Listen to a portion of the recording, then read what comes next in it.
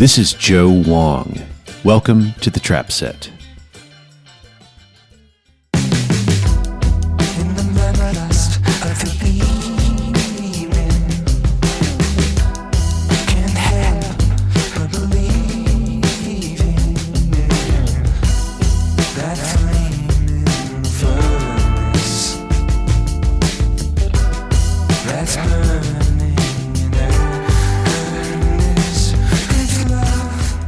Today's guest is Eric Slick. For over 10 years, Eric has been the drummer of Dr. Dog. He's also worked with artists such as Adrian Belew, Nels Cline, and Natalie Prass. As a songwriter and solo artist, Eric released his third full-length, Wiseacre, earlier this year. We spoke by phone in August.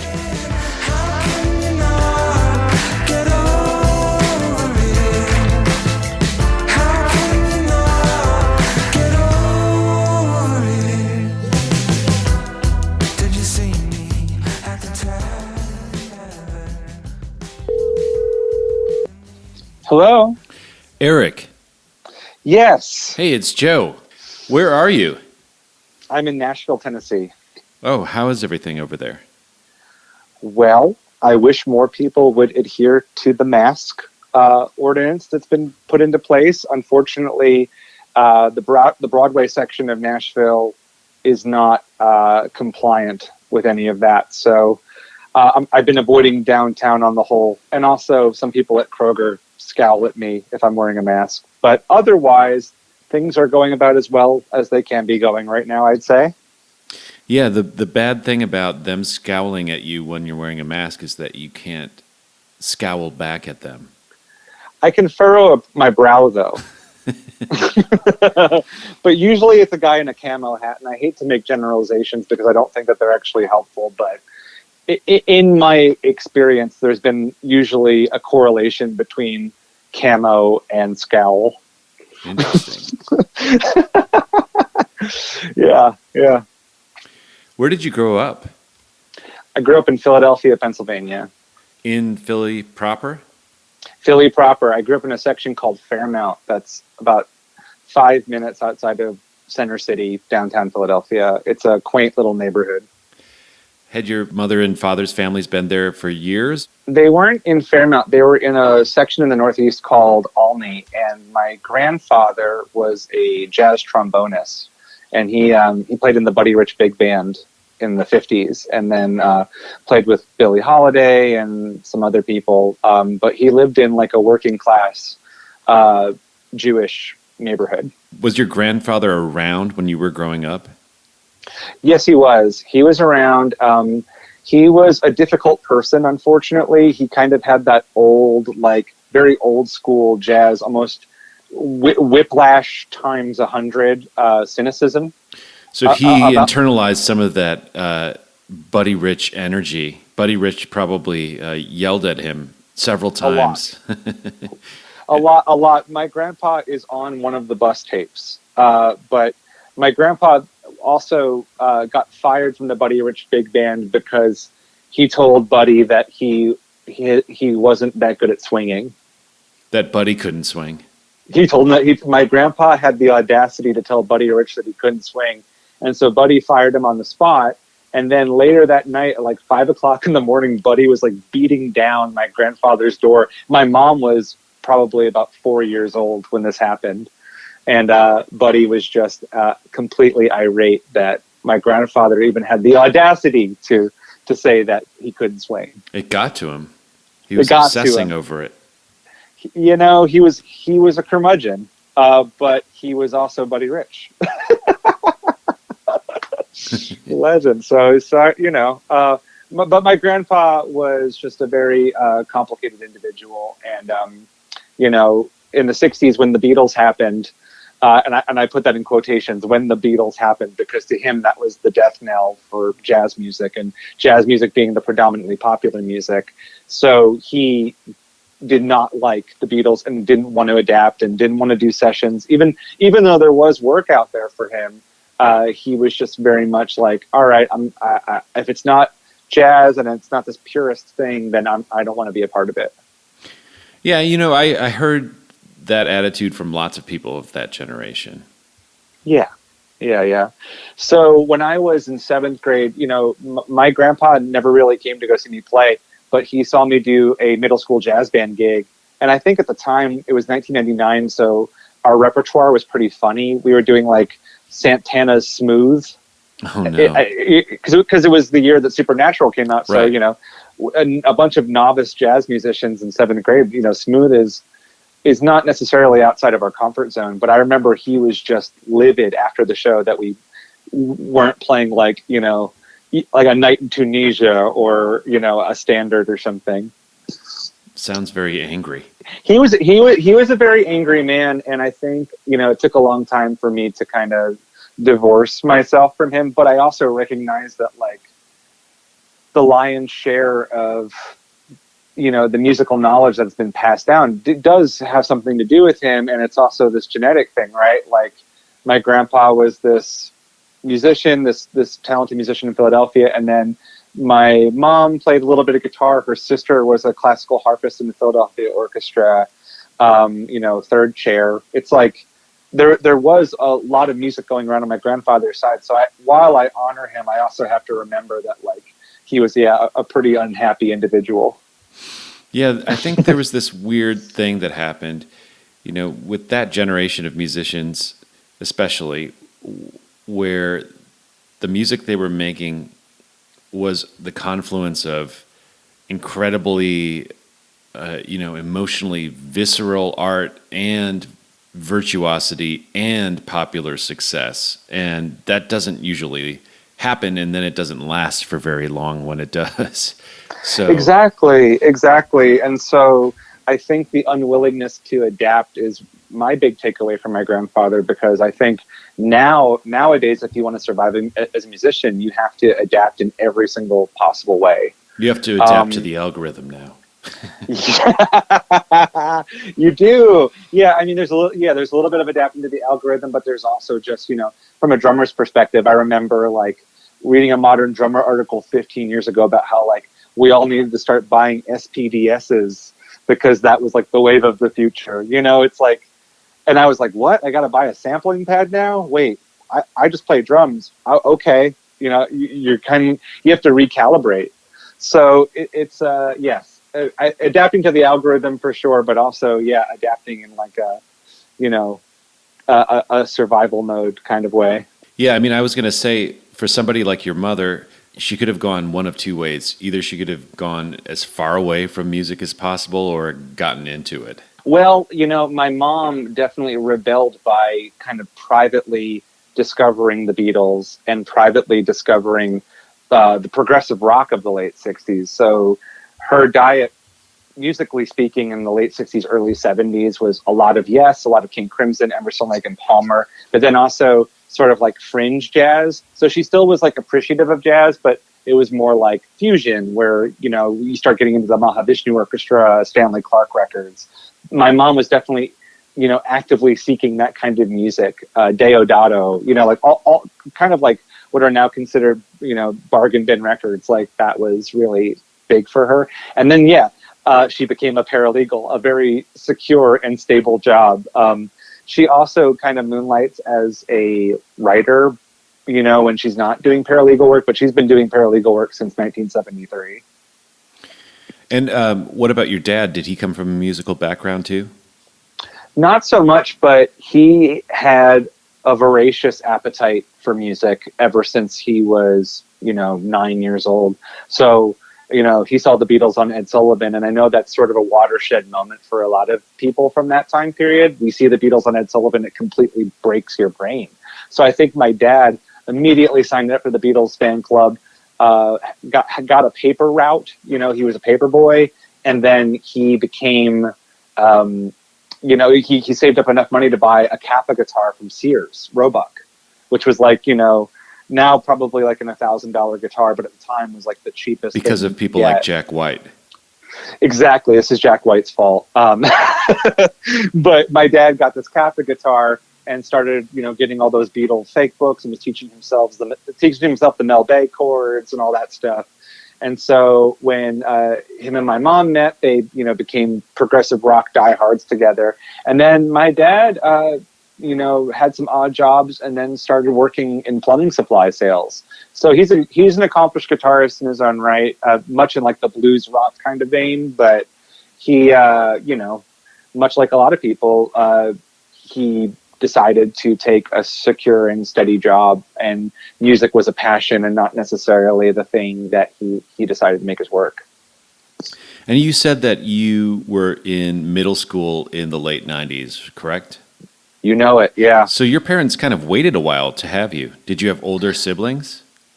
Well, I have a sister, and she's 15 months older than me, but it wasn't that my parents weren't trying. They actually had a few, my mom had a few miscarriages. Okay, so, and miscarriages, as you know, are kind of devastating life events. But they had my sister in 1986, and it was like a miracle. You know, they've been trying for years. And then I was actually a complete surprise. My mom was pregnant for almost 3 months before knowing that she was pregnant. So pretty crazy. So they had 2 kids back to back. Is that how it is when you come into a room, nobody notices you at first? Yes. Are you serious? In a little bit. I think there's something about being the youngest and also being a child that wasn't necessarily expected.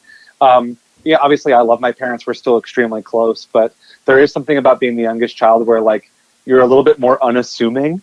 So people are just like, that's the young one. Like, he'll be fine. I don't know. And then I end up being like kind of a rabble rouser or a class clown because I'm not as noticed as much or something like that. So, I mean, I know you're joking, but there is some truth to that, I think. You mentioned earlier that your mom was Jewish. Were you raised Jewish? As about agnostically as you could be raised Jewish. I mean, my mom liked to celebrate some of the holidays. My Uncle David was a little bit more into celebrating things like Hanukkah and Rosh Hashanah, but like my mom was like down to light some Hanukkah candles up until we were about, 8 or 9. And then she just kind of submitted to the jingle all the way isms of like 90s Christmas, the sort of like commercial Christmas. The commercial Christmas, the capitalist Christmas, where you're like, all the parents are beating each other up for like the Tickle Me Elmo or something, So you weren't bar mitzvahed or anything like that? I wasn't bar mitzvahed, which was kind of a bummer because I had a lot of friends who were bar mitzvahed, and they had these like lavish parties. And I remember being like, oh man, this is pretty fun. This was like around 1998, 1999 when my friends were turning 13. So there was a lot of swing dancing at the bar mitzvahs. That's what I was going to ask. A lot of Zoot Suit Riot. Lots of people on this show that have been bar mitzvah or bat mitzvah got drums for their present. Oh man! Like Steven Adler from Guns N' Roses, for example, got a drum kit on his bar mitzvah. Steven Adler's Jewish? Oh, that's a Adler, wonderful man! discovery. Come on, Adler. I know. I should know my people. But that is great to know. I love Steven Adler. And Buddy Rich, too, for that matter, right? I believe that is true, yes, which makes a sense that he'd hire my grandfather. Well, I mean, that makes complete sense to me. I should kind of look into that because I'm always fascinated, lineage of like Jewish musicians and popular music. I feel like we're maybe a little bit more hidden than I think. Obviously big in the songwriting community. We joke a lot that Jews write all the classic Christmas songs, which is kind of true. That's true. Yeah. Yeah, exactly. So what was your sense of spirituality as an agnostic kid? I was raised agnostic too. Well, my sense of spirituality was not really kicked into high gear until I was in my early 20s, but it didn't have much to do with Judaism. Did you have any sort of existential dread? Yes. So when you would think about yourself dying, what did you think about? Like, did you think you were going to go to another realm? No, I just thought that you die and that's it. I lost a lot of people in my life kind of earlier than a lot of my friends. So I was face to face with death from a very young age. I remember going to these early funerals and how sad and kind of terrible they were. And then it wasn't until one of my closest childhood friends passed away from leukemia at age 24 that I started to think about death in a way that was like unshakable. Like it was so present and so like multifaceted that I couldn't really run away from it anymore. So that existential dread then turned into, okay, in order to cope with this, I'm going to have to start digging and find something to latch onto. It doesn't mean that I became a born again Christian or anything. I just started looking at things like. Did you become a Scientologist? No, I didn't become a Scientologist. Dear God, no. I just started getting into meditation. And I was reading Buddhist texts. I read the Tibetan Book of the Dead. I read books about transcendental meditation. I read books about you name it. There's one right by my bed, Zen Mind, Beginner's Mind. I keep it by my bed.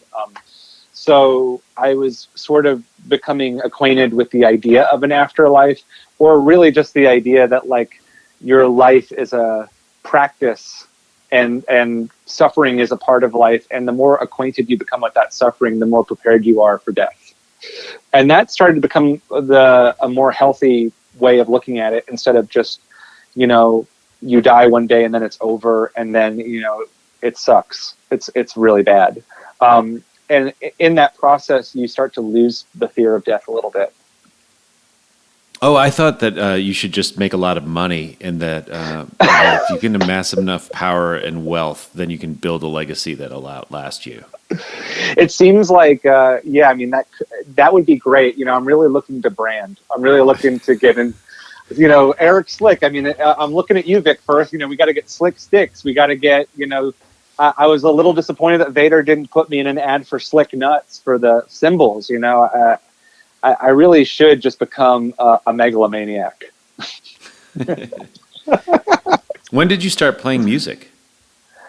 So this is fun. I think I had a lot of unchecked aggression when I was a toddler, and my parents realized that I was breaking my crib. They put on I mentioned Santana once in this podcast, but I'm going to mention him again because my parents would play this late 70s Santana record, and I was beating my crib like, I don't know if it was just anger or I wanted to feel the rhythm of something. And they kind of looked at each other and they're like, man, this kid's got some unchecked aggression. Maybe we should get him a set of bongos. So when I was 2 years old, they got me a set of bongos, which I ripped in half. It was calfskin. I ripped the top in half. So then the next year I was 3, they got me a Yamaha DD50, the little 4-pad Yamaha module. And I hit them so hard that the soldering was getting ripped out. And then when I was 5, they finally caved and got me a junior drum set. So 5 is really when I start counting it, because that's when I was like in kindergarten, and I had a teacher named Carl Matola who was at my school, and he agreed to give me some drum lessons. You mean the kindergarten teacher or a music teacher that was at the same school? Sorry, he was a music teacher at the same school. Carl Matola was this amazing guy from South Philly. He's kind of like, he was kind of like a nice version of my grandfather. He was the seasoned jazz dude who played with Frank Sinatra, very old school Italian guy. Taught me the Breeze Easy method of rudiments on like a Remo practice pad. So that was my first lesson, was like right, left, left, right, left, right. So Breeze Easy method was like, it's sort of akin to the Suzuki method for violin. It's a method of books that I believe Warner Brothers made in like I think it was the 80s. I'm not sure, but the book I had looked like it was from the 80s. And it was just like a beginner rudiment book for drum set. So, it was one that was definitely applicable to a kid my age. I wasn't ready for stick control. I wasn't ready for syncopation. I couldn't sight read. The Breeze Easy was like, to my knowledge, it was like all quarter notes. So that it was kind of like that, just a beginner book. So as you grew a little bit older, did you develop other hobbies? Did you get into sports or anything else, or was drumming always kind of your main thing? Well, Joe, I was a fat kid. So I liked a lot of ice cream and hot dogs and meatball sandwiches. And my parents were really alarmed when I was in second grade. Their teacher, during a parent-teacher conference, my teacher told them, they're like, Eric is really antisocial. He's having a hard time connecting with people. You might want to put him in baseball. And I think my parents were just like, well, that's kind of scary. We should put him in baseball. So I can't say I was a natural at baseball, but over time I really started to love it. What became more of a natural passion was an obsession with collecting Mad Magazine and Mad Magazine collectibles, meaning like statues of the main character from Mad Magazine, Alfred E. Newman. Like, I was hell-bent on going to antique stores with my parents. I think I was like probably an 80-year-old Jewish man, like stuffed in a 7-year-old body. Do you follow Al Jaffe on Twitter? I follow Al Jaffe. I follow Al Jaffe. I actually reached out to Al Jaffe about doing some artwork, but he's 99 years old. Well, I did the music for a show called Russian Doll that stars Natasha Lyonne, and she co-created it. Yeah, I love that show. But she's a distant cousin of Al Jaffe, I guess. She told me once. I think Are she you wasn't kidding lying me? to me. I would hope not, but she seems like a straight shooter. But yeah, also Jewish. That is amazing. I mean, yeah, I love Al Jaffe. I love the fold-ins. So what was kind of funny is that like my other kids my age were into things like Power Rangers and Pokemon, which like I did enjoy, but I thought Mad Magazine was like the greatest thing on earth. And there's a lot of Jewish humor in Mad Magazine, which was maybe what I loved about it. I loved parody, I loved satire, and I loved cartooning. So my parents, all the other kids were really athletic, and I was like a chubby kid who wanted to go to the antique store. Well, I got Mad Magazine. I had a subscription when I was a kid. I mean... You did? Yeah, I mean, I think lots of kids do, right? Yeah, maybe. I mean, mostly I know that kids, probably. Mad Magazine is not so much a thing anymore. I mean, I know that they went under a couple years ago, and then they got bought out by like Disney or some huge conglomerate or something. But like, yeah, I mean, at the time in the 90s, like I feel like Mad Magazine was having a real resurgence, and they were also there was like, remember the Warner Brothers store? Did you have a Warner Brothers store? No, not in Milwaukee, where I grew up. That's kind of surprising because I feel like the Warner Brothers store would be perfect for like a Milwaukee mall. But like it was like, remember how all the we did have like, the Disney store at the mall. I wonder if it was owned by the same people, but like, or AOL Time Warner or whatever. But like, when I was growing up, a lot of kids had the Tasmanian Devil shirts and like Bugs Bunny shirts, and Animaniacs was a big thing. Well, so I would say that the Looney Tunes stuff came back at that time because of Space Jam. Yes, of course. So the Warner Brothers store was like packed to the brim with Space Jam stuff. And there was a small little section in the Warner Brothers store of like Mad Magazine collectibles. So I would like badger my parents to take me to the Warner Brothers store so I could like gaze at the Alfred E. Newman cardboard cutout that they had, which I eventually got for my bedroom. So do you still have a lot of Mad Magazine ephemera? It's all at my parents' house, but yes, it's all still there. At one point, I had 300 magazines, which was crazy. And I was even on a website called collectmad.com at like the early days of AOL. And I was friends with like a bunch of 50 and 60-year-old men who were also into collecting Mad Magazine stuff. So it was very weird. Did you ever meet up with them in real life? Dear God, no. No way. No, over my parents' dead body. They didn't even want me to like cross the street without them. But like, yeah, I just corresponded with certain Mad Magazine people, and then they set up a website for me where I took photos with my mom's like crappy point and shoot digital camera of like some rare Mad Magazine shirt that I had. Okay, I have a Mad trivia question for you, since you seem to be an expert. I always wondered why there was the three letters IND after the M on the title. Yeah. Do you know why those were there?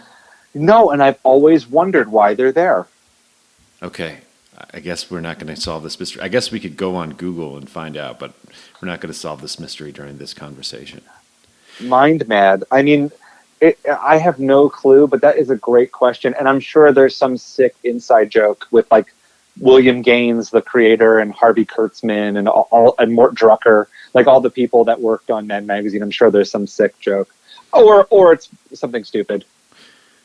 So you called yourself a fat kid. Yes. Did you? I actually don't know what you look like. So are you still pretty heavy? No, no. I mean, I'm not nearly as heavy as I was when I was a kid. I put on a couple extra pounds because I'm in my 30s, but I'm working on it. Well, it's also COVID times. It's an easy time to gain weight. You know what's funny is that my friends started this Zoom workout thing with like Brooklyn musicians. So I'm going to join their workout class tomorrow. I did it last week and it totally kicked my butt because I just haven't been going to the gym. Did you just lose the weight naturally when you kind of hit a growth spurt? No, I lost the weight. It was a conscious thing. So I was part of this music school called the School of Rock, which is now like a nationwide chain. But it's it was the first school that, you know, it had a documentary made about it. Yeah, that was the one I went to. Right. So that was the one in Philly, and there was amazingly when we were about 14 years old. James Iha from the Smashing Pumpkins came to our school and did his first piece of journalism for Spin Magazine. And I was like a Smashing Pumpkins super fan. So I had actually met Billy Corgan the year before, and he was like really mean to me and kind of made fun of my weight. That's surprising. That's shocking. It's shocking. But he was kind of mean to me about my weight and kind of like was really mean about it in front of everybody, and I was just like, damn, Billy Corgan's mean. But James Iha was so nice, and he did an article for Spin, and they did a photo shoot, and for the photo shoot the photographer like requested that I take my shirt off, which I thought was kind of weird, but this picture got published, and then like I was the laughing stock of the school because I was heavy, and I didn't even really understand how heavy I was. So that summer I just went like whole hog, like I went on a diet. I went on a teenage diet of like, you know, portion control, and I cut out soda and I cut out candy, and I lost like 50 pounds, which is a lot for a kid. And then simultaneously with that weight loss, I hit a growth spurt that summer. And so I came back for 11th grade, and I think everyone was stunned. Are there any lasting scars from being made fun of as a kid? Are you more conscious about your weight now as a result? Oh, Joe, those scars never go away. I think it's probably the reason I'm a musician and I make art and I play drums and make songs. I mean, the torture and the bullying that I went through for the half of my life definitely contribute to working it out through music. For sure.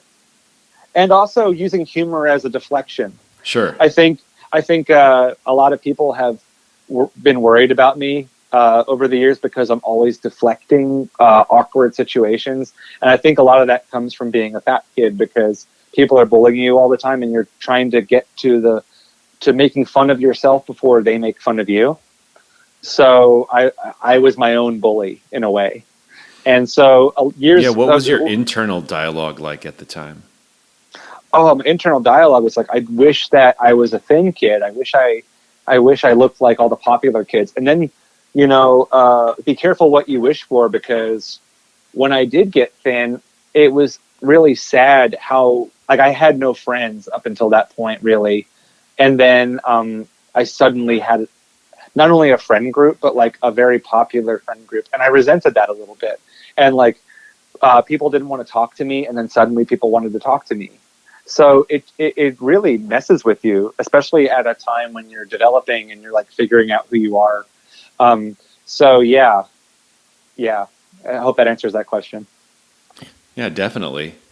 So knowing that, I mean, how does that inform the way that you relate to people to this day?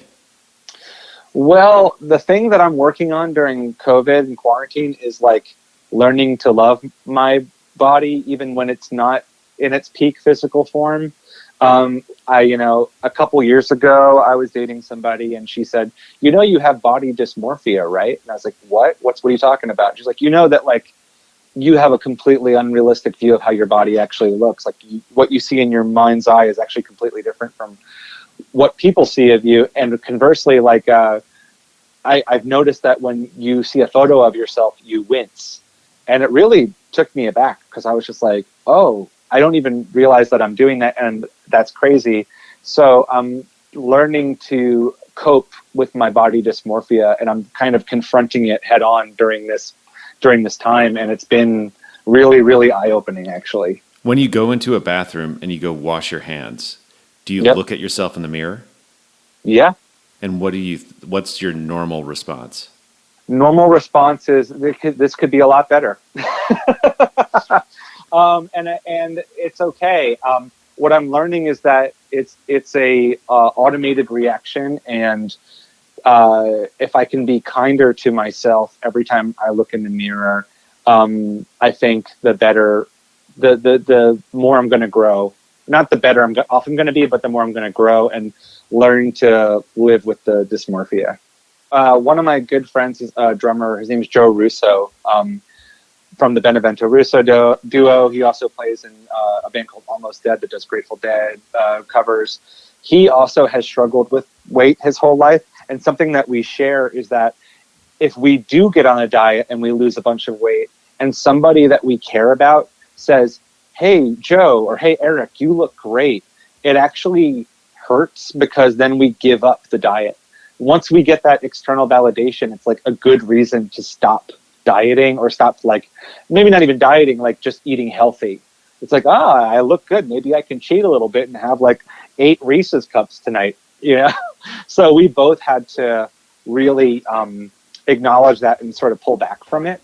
And being kinder to yourself also means not having 8 Reese's cups as a reaction. It means like having an apple, or having like a spoonful of peanut butter or almond butter, or something healthier than eating a Reese's cup, Well, I also think, ultimately, if you can have one Reese's cup without going off the deep end and really enjoy it and savor it, then that's something to strive for too. You're 100% correct. And I think in my times of like greatest success with my personal health, it's been like that, where I'm able to enjoy it and not be married to it.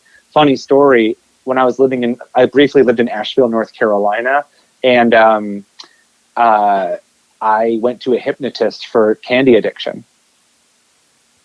What kind of candy? And mostly chocolate, but like if candy, the breaking point that I had was I was staying in Airbnb in North Carolina before I moved there, and I had a particularly bad night, and they had a jar of Hershey Kisses, and I ate the entire jar. That's how bad my candy addiction was. And did the hypnotist actually help? Yeah, it was weird. Like for an entire year, if I went to the supermarket and saw candy, I would be repulsed by it. Like it gave me a feeling of nausea. But I think the thing with hypnotism is that you have to do multiple sessions, because I only did one session. But it was really crazy how well it worked. And it was funny, man, like, 'cause all my friends in North Carolina were like ragging on me for it. They're like, that's so funny that you would go to a hypnotist for candy. That's so you. I feel like I'm kind of naive, like in a lot of ways. Like I'm almost like a 50s kid. I'm like, gee willikers, guys. Like I don't really have like, I've never had like a dark drug addiction or anything.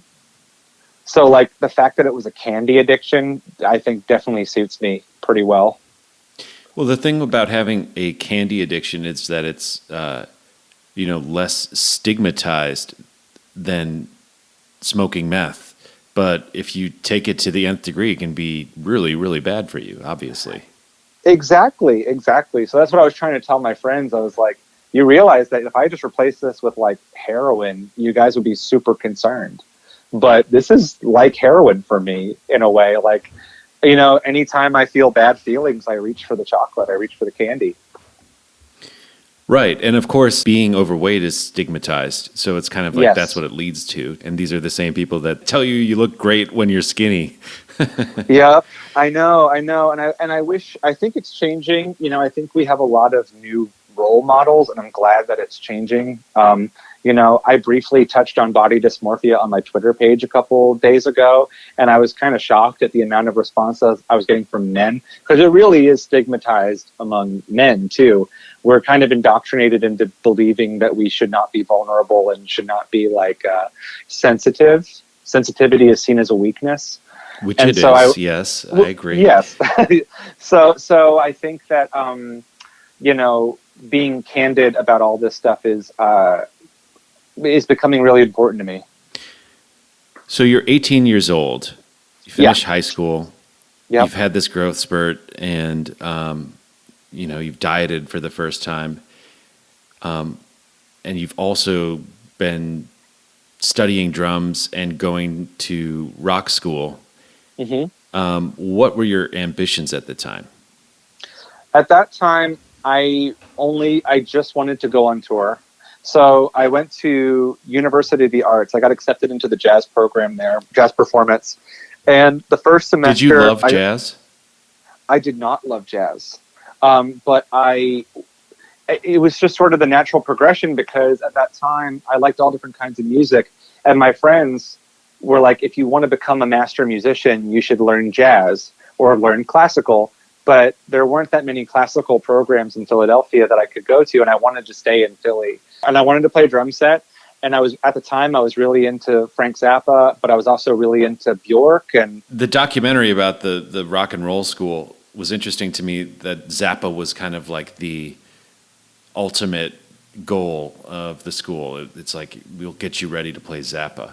And it was interesting to me to see rock music become codified in the way that jazz has been for the last 40 years or so in the university system, where it's being reduced to like a set of skills which you acquire.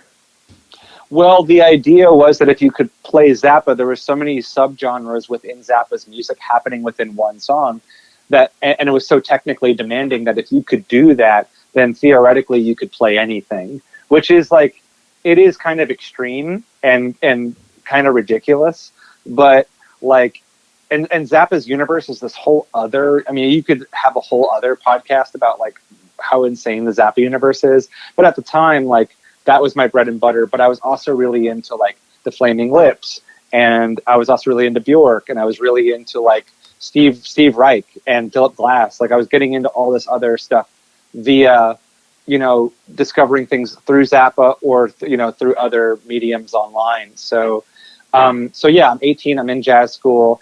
And first semester, I felt like it was perfect for me. And then the second semester is when like the jazz damage started to happen. When, I told my teacher I wanted to learn a Sun Ra tune, and I got scolded for wanting to learn a Sun Ra song. Or like, I was starting to realize that it was so much more purist, and it wasn't necessarily about progressing. And it kind of just dissuaded me from the whole thing. So I dropped out, much to my parents' chagrin. They were really bummed that I dropped out. But I wanted to tour, and I wanted to make it into a career. So I slept on my parents' couch for about a couple months and took gigs whenever I could get them, and played with some pretty terrible bands that I will not name. But my parents said, if you don't get a gig within this year, you have to go back to school for something. Because we can't watch you just like melt on the couch watching like old reruns of, Saturday Night Live on Comedy Central. Not Mad TV? Occasionally some Mad TV, but mostly like early 90s SNL. The Dana Carvey, Phil Hartman, Farley. Mike Myers, Chris Farley era. Yep. Victoria Jackson, Ellen Cleghorn, Tim Meadows. Yep. Chris Rock. Exact. You know it. Some that stuff is so woven into my DNA at this point that I probably I'm so useless in most conversations. I'll be like, hey, remember that ad from the 1991 SNL that like Macaulay Culkin hosted? And people are like, what are you talking about? Yeah, I remember all those ads. Adobe, the car made out of clay. Yes! Colon blow. Colon Blow. The Colon cereal. Blow and you. Yeah, of course. The what is it? Big Red. It was like a Viking game. Oh, of course. And then there was Paradox, the car that like had a sheet over it. Remember, like Right. the sheet was blowing, and then they never show you the car. Right.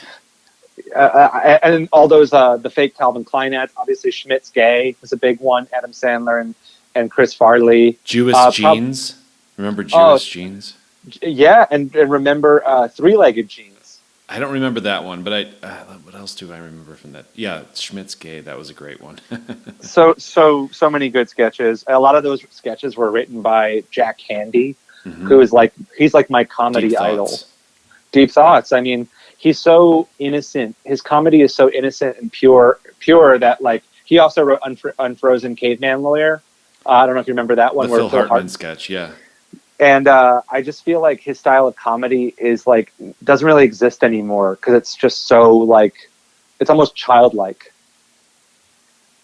It's not like fart joke comedy. It's like And it's not ironic in the way that lots of comedy today is. exactly the post Tim and Eric world. It's not like that. It's more like, wow, Jack Handy he's reaching for something, and the comedy is just like timeless, but it's also really naive. So your parents gave you a deadline by which to find a gig. Did you do it? I did. I barely squeaked past, but I got a gig in March of 2006, and it was with a touring Frank Zappa band, like a band featuring the alumni. It wasn't Dweezil Zappa's thing. Dweezil Zappa had a band called Zappa Plays Zappa Mm-hmm. that had some alumni in it. This one is called Project Object, and mostly featured a singer named Napoleon Murphy Brock, who played on a Zappa record called Roxy and Elsewhere, and then a singer named Ike Willis, who sang on a record called Joe's Garage.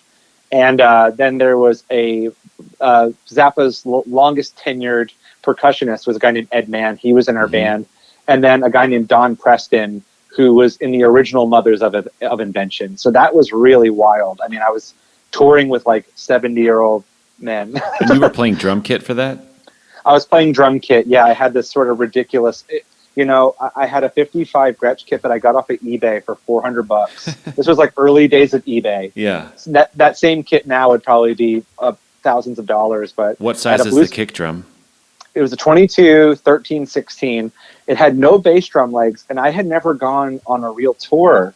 So I didn't know that like you needed functioning bass drum legs to tour. So the first date of my tour was in Philly, and the guy at the venue was like, "Where are your bass drum legs?" And I was like, "I need bass drum legs." And he was like, "Oh no!" And he just brought out a cinder block and put it in front of my bass drum, and he was like, "Have a great tour, kid.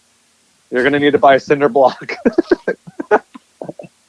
So every single day I had to set up the cinder block in front of that kick drum.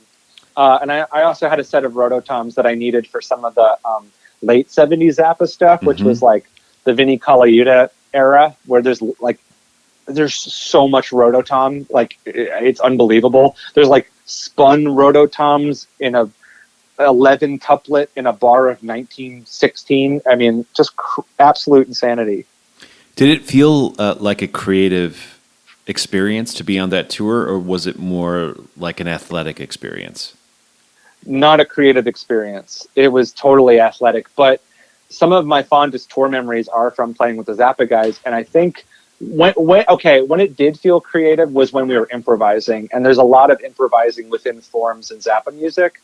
So those times that we got to improvise together, I thought were really inspiring and informed a lot of stuff for me in the next couple years.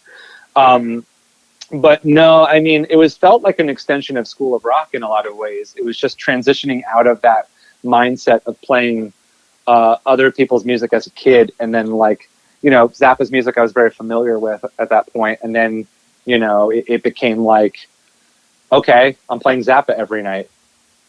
wild. Do you have a favorite Zappa record? Yeah, I do. I think my favorite one is One Size Fits All, just because I love Chester Thompson's drumming on it. And I also feel like out of all the Zappa records, that one has like the most semblance of like a pocket.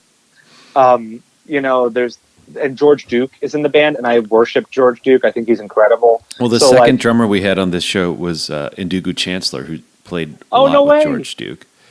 Exactly. Yeah. And oh my God, I love Indugu Chancellor. But yeah, Chester Thompson was just, his drumming was outrageous to me. And then Ruth Underwood on... Chester lives in Nashville, doesn't he? Yes, he does. Have you hung out with him? I wish I have. I mean, he teaches at Forks Drum Closet sometimes, and he also teaches at Belmont. But I would love to meet Chester Thompson someday. I remember, like, just, when I was in Project Object, anybody that we met that was in the Zappa world who I hadn't met yet, I would just really idolize them. And Chester was one I've always wanted to meet. I haven't had him on the show yet. We had planned on doing it in person before COVID, and maybe I'll now circle back.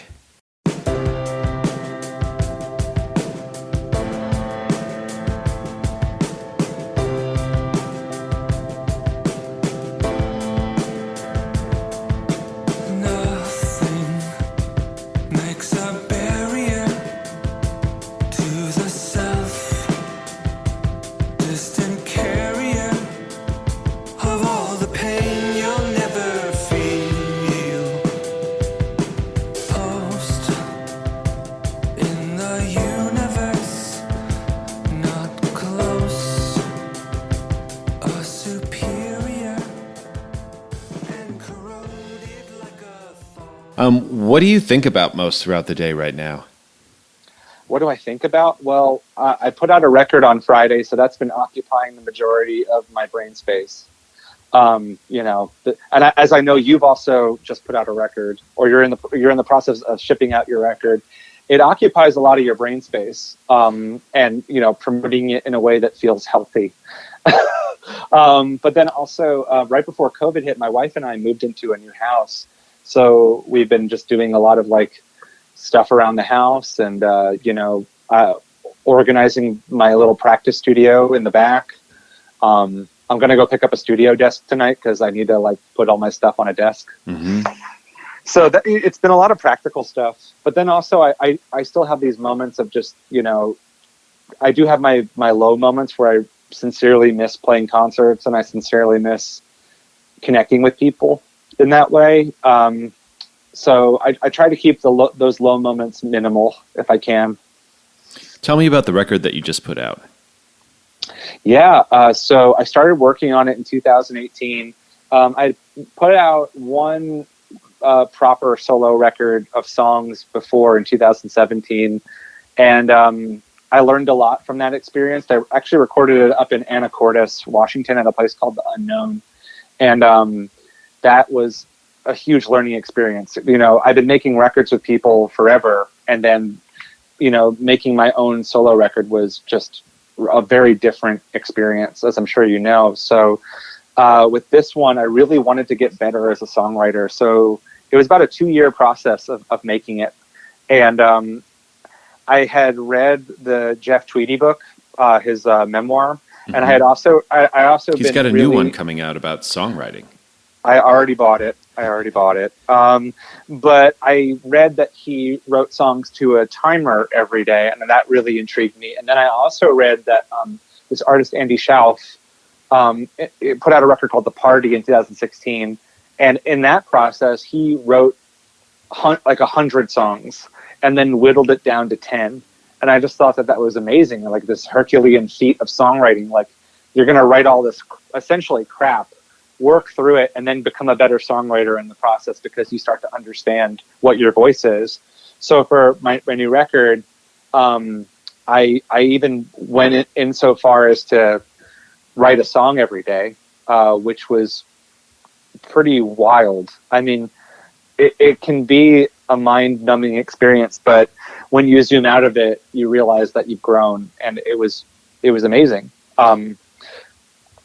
Yeah, I think lots of kind of creative treatises recommend quantity over quality, because the idea being that you really don't have that much control over the quality. It's almost like the songs come from outside of you, and you have to get better at catching them, almost like being a fisherman or panning for gold or whatever. Totally. So I feel like with this record, you know, I was on tour with my wife at the beginning of 2019. I was writing a song every day. And then sometimes I'm just writing songs out of thin air. Like I'm just like, what chord do I want to start the song with? I'm stuck in a band. Like what's the first chord of the song? And then I just kind of like throw a bunch of notes into notation software. And then I'm like, oh, that's a cool texture. Maybe I'll build off of that. So there was a lot of crap. I mean, some laughably bad stuff in all of that. But I think you're right in that, like, it helps you become less precious if you you write a lot of material and you're not agonizing over every measure. I think, like, I had a composition teacher who was like, oh, yeah, you just got to write measures and measures and measures. And if you're lucky, you know, you'll get one good one. and I was like, damn, dude, that's crazy. Yeah, I do think that luck has a lot to do with it. I mean, yeah, I think so. Well, it's a lot like drumming too. It's like, you know, you put in your 10,000 hours of working through all the books, whether it's like Portraits in Rhythm or, you know, realistic rock, whatever it is. Like, you're doing these repetitive motions over and over again, and how much of that are you actually going to use in your day-to-day drumming life? It's when you start to make the choices that things get interesting. And it's kind of the same with songwriting. It's like, yeah, you could theoretically use a random chord generator to write a song, but it's when you start to make the choices that you imbue the song with your personality.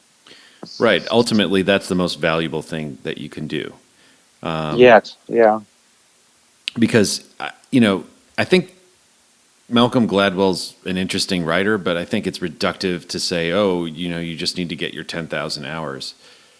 No, it's, and I think it can be less or more than that. I kind of just use that as a boilerplate statement. Like, right. But the 10,000 hours is, you know, it's to acquire a certain skill set, right? So if it's writing songs, then it's getting decent at the mechanics of writing songs. But ultimately, with something like writing songs, you need to figure out what it is you're uniquely qualified to offer the world. Or if you don't figure out how to articulate that, you at least need to kind of be in touch with it. You know, what's unique about your experience that you can color the material with. Otherwise, it's just generic, right? Absolutely, because then at the end of the day, you could be one of those Spotify trolls that like makes an album a day of absolute crap. But like, yeah, you're totally right. You know, it's having a perspective, it's having a worldview that you're sharing via your music, and whether you're conscious of it or it's all subconscious, depending on how you access it. I think that's like what marks the quality of a songwriter, rather than like how many songs somebody writes. Because obviously there are, you know, Neil Young kind of being a shining example of this. Like, how many Neil Young songs sound exactly the same, but then it's the ones where that you really feel the thing that he's putting across that is a successful song of his, you know? Right. Versus like a song he wrote about an electric car. You know, well, like unless that song about an electric car reveals something about his soul in a transcendent way, you know, which isn't out of the realm of possibilities, but sometimes it, you know, doesn't land with me.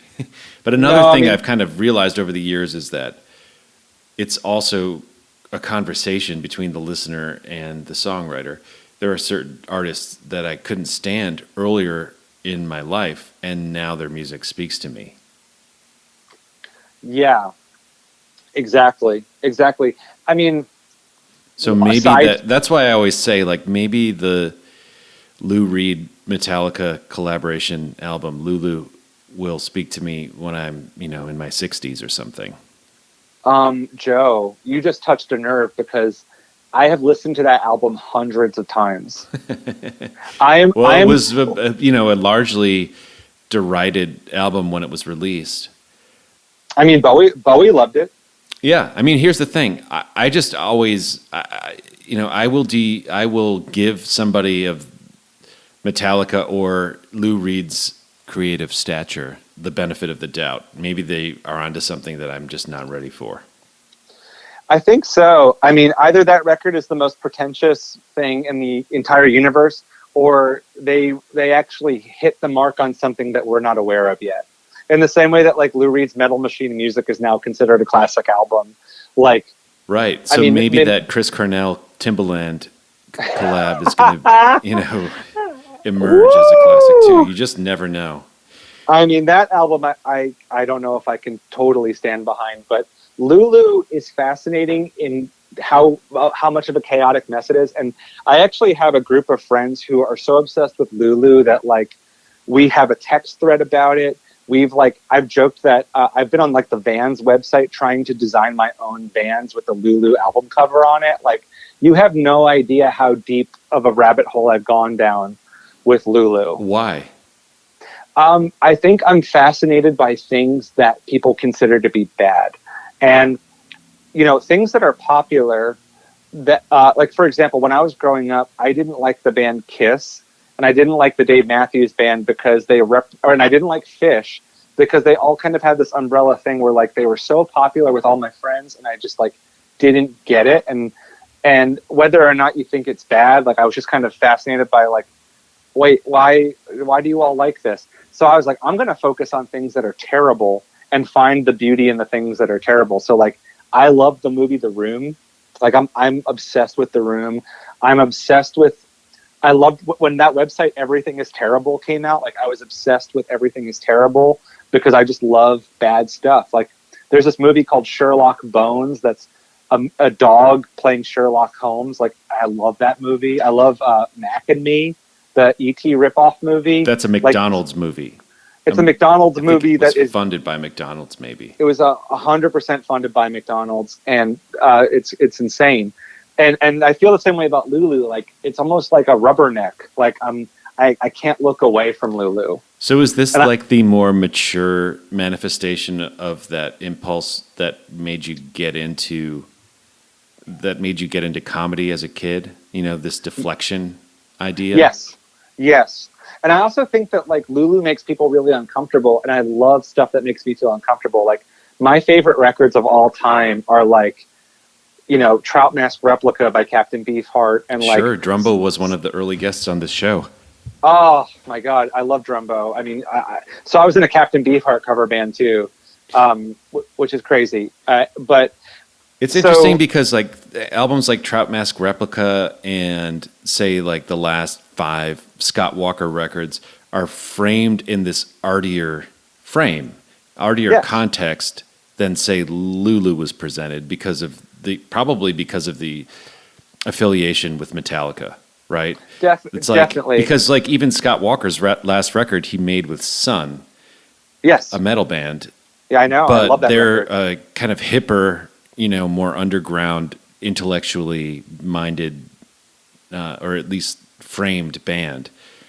So, but I think it's almost like, yeah. I mean, if Lulu was made as a collaboration between Lou Reed and Scott Walker, the framework and the reaction to it by the masses would be completely different. Mm-hmm. But the fact that it's Metallica and they're already, or if it was with the Kronos Quartet or something, yeah, absolutely. Or even if it was with like Meshuggah or something, people would have like a deeper respect for it. But like, yes, people were like, okay, well, this is the most commercial metal band of all time being paired with Lou Reed. Exactly. And like Scott Walker's Bish Bosh is one of my favorite records, but it also has that record has a crazy deep sense of humor on it. I mean, there's like bassoon fart sounds on that record. Like, I think Scott Walker just, it's that thin line of taste, right? So it's like, there's not... When you like a record like that, do you like it in your soul or do you like it in your mind?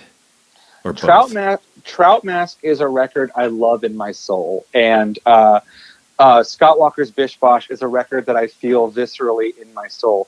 Lulu is a little bit more just like of a fascination. I don't know if I love Lulu in my soul, but I keep listening to it because I want it to have that. I maybe I'm just like delusional, but I want it to have the same effect as Bish Bosh. Like, I don't know. Well, I don't know why I keep coming back to it.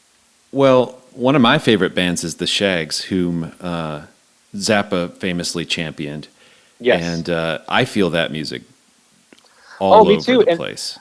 I did a Shags tribute show for Dot Wiggin and her sister in New York, and that was one of the craziest transcribing experiences I've ever had in my life, because I did it. I tried to learn "I'm So Happy When You're Near" note for note, and that was one of the hardest things I've ever had to play live. I'll send you the video. It's beyond transcription. I mean, transcribing it is reductive. I know it really is. It's a very jazz school way of looking at it, and to hammer that point home, the other drummer on that tribute show was a woman named Laura Cromwell, who had a lot of great noise rock bands in the 90s that were on like Skin Graft, and she actually ended up getting the gig when Dot Wiggin toured again. Right? Yeah, Dot was on this show a few months back. Oh, no way. Awesome. So Laura, I felt she completely got it. She didn't even transcribe it. She just knew how to play it. And it was like, we were all crying because she was so good. Like, my kind of intellectual approach to it did not serve it at all. I think it was a good challenge for me, but like Laura understood it deeply. Written music is technology just like MIDI. An abstract way of communicating something that's beyond quantification. Absolutely. And, I think the further away I moved from jazz school and the Zappa world when I started playing with Dr. Dog in 2010, that's kind of like, that was really when I started to move away from that transcribed world. And I was getting to learn how to play in the cracks, as they say. Like written music, yes, that is one facet of music, but like it's all that stuff that you can't transcribe that's so magical. And I think that like Trout Mask Replica is also a record that's not really transcribable. Like it is and it isn't. I mean, it was written out according to Drumbo. The way it was made is Don would come in, sing him a part, go take a nap, and expect him to write it out and teach it to the rest of the band. Right, and that's true. But in the times that I've tried to play, and I'm going to emphasize, I tried to play Magic Band songs, I would learn them note for note. But so much of it is about that attitude and the way that they played that stuff that is completely unquantifiable. Like it's just its own thing. So I think that's why I feel that more in my soul than. That, and I think that's why I moved away from like notated music and started to just feel more, I guess. Well, Eric, thank you so much for being on the show. Yeah, thank you, Joe.